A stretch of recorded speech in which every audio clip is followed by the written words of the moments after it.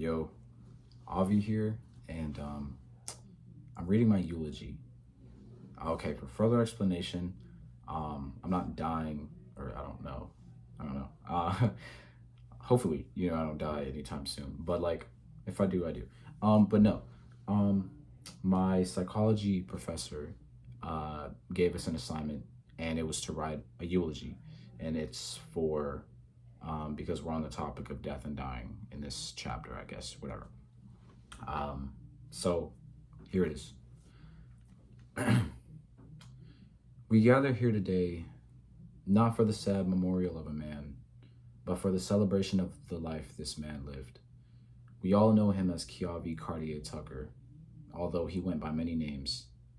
At home, he'd be called Jim, and with his mother's family, they'd call him Noi. But his beloved friends, nieces, nephews, colleagues, and even his students would call him Avi. He was an interesting person and a beautiful one, both in and out. He always looked after his people and always tried to emotionally connect with everyone he met. Although he was a professor, he would have been just as amazing in therapy or counseling. No matter what kind of problems he was going through, he never hesitated to give inspiring words, listen to you vent, or be a shoulder to cry on.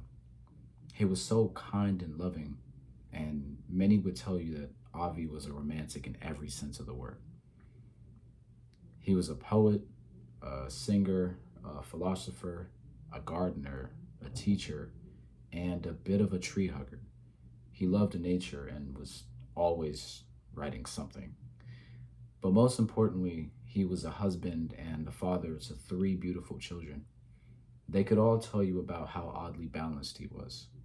On one hand, he was spontaneous, just never stopped talking, never took himself or life too seriously, and loved a good laugh.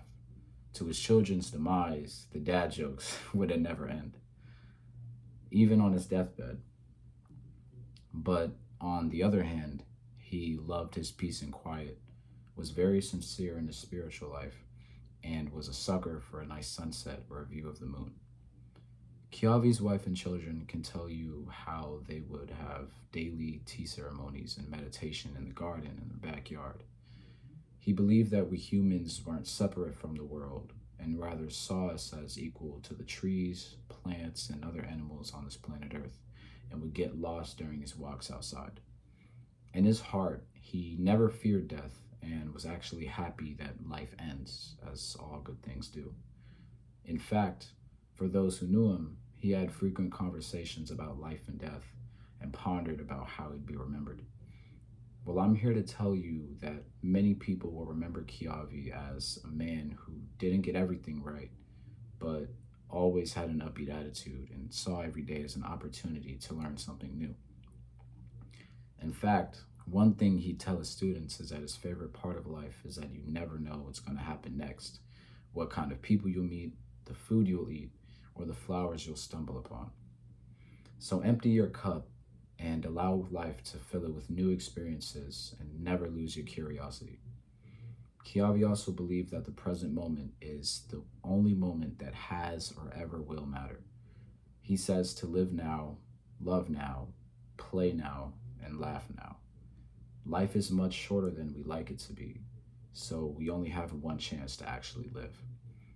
Kiavi, if you're hearing this, your friends, family, students, and other loved ones will remember your words. Remember your smile and, and your amazing hair, and keep you in their hearts.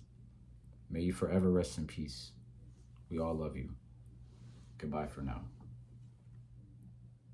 And yeah, that's my eulogy. Um, yeah, I did a thing. Say bye, Richard.